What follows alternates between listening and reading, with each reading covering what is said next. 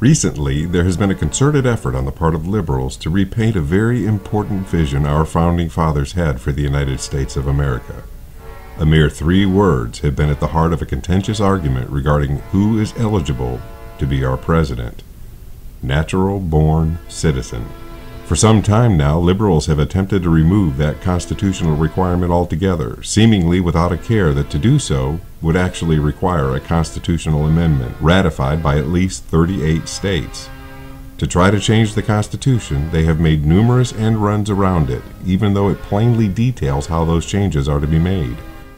Having failed in their attempts to slap the faces of our forefathers, and needing somehow to at least confuse the issues surrounding Barack Obama's constitutional ineligibility to be president, liberals resorted to a tactic that, over the years, they have honed and mastered: the dissemination of disinformation, or propaganda.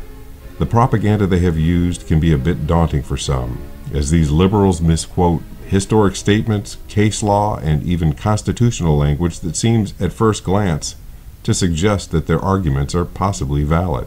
Thankfully, through the brilliant research of legal scholars like Mario Apuzzo and Leo D'Onofrio, it is clear that there is Supreme Court precedent that established as law that the historic definition of natural-born citizen has remained unchanged since the requirement was written in 1787, and that definition is one who is born in this country of citizen parents.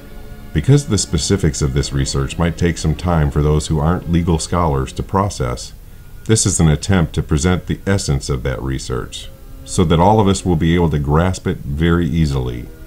So for lack of a better name, we'll just call this natural-born citizen for dummies. Let's start at the beginning. In Article 2, Section 1, Clause 5 of the Constitution, the framers set forth a requirement to be president. No person except a natural-born citizen or a citizen of the United States at the time of the adoption of this Constitution shall be eligible to the office of president. The apparent problem produced by this natural-born citizen term is that the Constitution itself doesn't define what that is.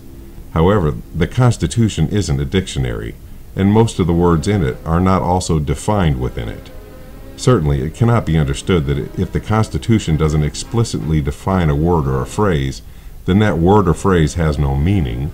No, the term natural-born citizen is full of meaning, and within its historical context, that meaning is absolute and easily understood. But before we get to what the Supreme Court has ruled regarding what a natural-born citizen is, and to understand what the current law is as it applies to that term, it is necessary to understand an important legal doctrine: precedent.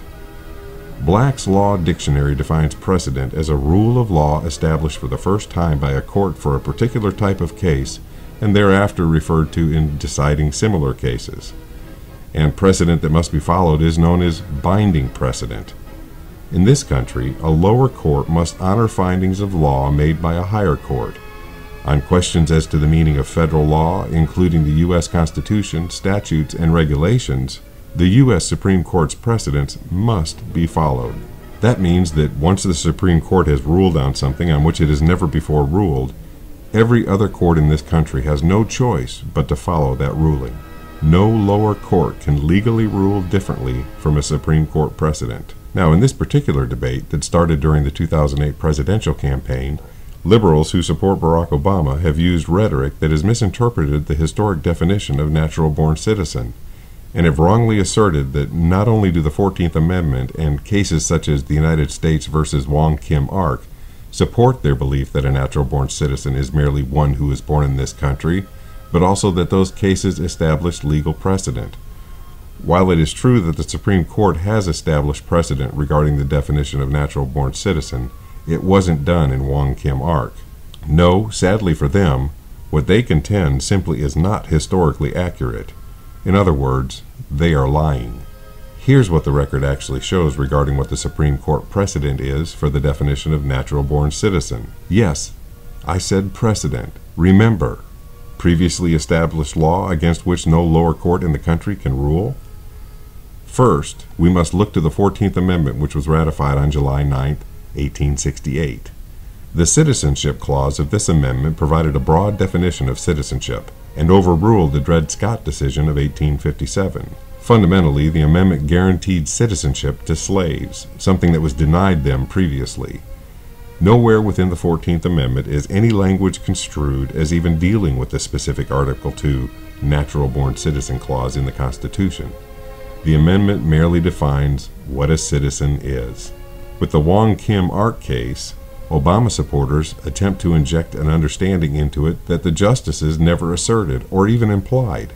Actually, the Wong Kim Ark case merely stated that one who is born in this country is a native-born citizen, and they drew upon the 14th Amendment for that ruling. They purposely did not construe that person to be a natural-born citizen, as they relied on the 14th Amendment and not Article 2, Section 1.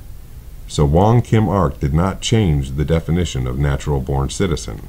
The Supreme Court set the precedent for the definition of natural-born citizen in the 1875 case of Minor v. Happersett. Unlike the Wong Kim Ark case, which construed the 14th Amendment as the applicable law and did not construe Article 2, Section 1, Minor established that one who is born in this country to citizen parents is a natural-born citizen and therefore does not need to rely upon the 14th Amendment for citizenship.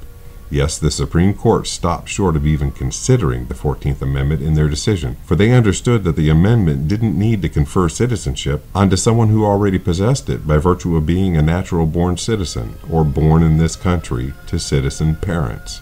Since Wong Kim Ark construed only the 14th Amendment and not Article 2, Section 1, it did not supersede the ruling in Minor v. Happersett, which did not construe the 14th Amendment but only Article 2, Section 1. Wong Kim Ark was ruled to be a citizen by virtue of the fact he was born in this country, while Virginia Minor was ruled to be a natural-born citizen by virtue of the fact that she was born in this country to citizen parents. In so doing, the Supreme Court directly construed Article 2, Section 1 of the Constitution, and to this day, it is the only Supreme Court case to do so, which established the unaltered binding precedent in 1875. Any lower court in this country that would ever state otherwise would be in grave error according to the Supreme Court precedent. Not surprisingly, Barack Obama's supporters try to twist the clearly understandable decision in Minor v. Happersett by asserting an illogical argument.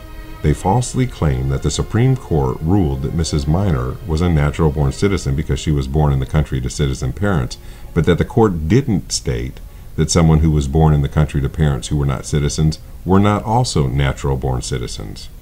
First, court rulings are based upon what is said and not what is not said. In this case, the court also did not say that the moon isn't made of cheese. So are we to believe that in Minor v. Happersett, the court affirmed that the moon is made of cheese? Actually, as Mario Puzo points out, while all trees are plants, all plants are not trees. Or while all natural-born citizens are citizens, not all citizens are natural-born citizens. Also, if the justices believed that Mrs. Minor was a natural-born citizen simply because she was born in this country, they would have stopped there in what they wrote. But they didn't. Supreme Court justices are known to choose their words very carefully, and they stated precisely that she was a natural-born citizen because she was born in this country to citizen parents. That is the historic definition of natural-born citizen. The Supreme Court affirmed that definition in 1875, and they have never construed it differently. Therefore, it is the legally confirmed definition and a binding precedent on every court across this land. But why would Obama's supporters be deceptive and lie about this precedent? Is it because they just don't understand it? No. It is because Obama's father was never a citizen of the United States, and according to this binding precedent set by the Supreme Court in 1875, he is not a natural-born citizen as the Constitution requires, and therefore he is ineligible to be our president. Additionally, the Supreme Court isn't evading this issue because they think it might just be too difficult to determine what the law is concerning Obama's eligibility. No, they are evading it because they know what the law is, and they fear the consequences of ruling according to that law. Barack Obama and his camp have continued to fuel the circus surrounding his birth documents by releasing 2 known forgeries, precisely because they do not want the truth of this legal precedent to be at the forefront of public discourse. It's far easier to make his fake birth certificates the center of a national circus than it would be to approach this Supreme Court precedent, and our national leaders willingly continue to staff Obama's 3-ring national nightmare Never before in the history of America have our leaders been so afraid of the rule of law. But the rule of law is what has made this country. If we allow them to shirk their duties in this matter, then the rule of law will be rendered of no effect, and our country will soon go the way of every other country that succumbed to fear. For more information about this Supreme Court precedent, visit deanhaskins.wordpress.com and click on the blog roll links that point to Mario Apuzzo's and Leo D'Onofrio's websites, or just Google their names. We must not abandon this battle until it is properly addressed and resolved by our federal government, regardless of any possible consequences. For we, as a nation, stand only as long as our Constitution stands.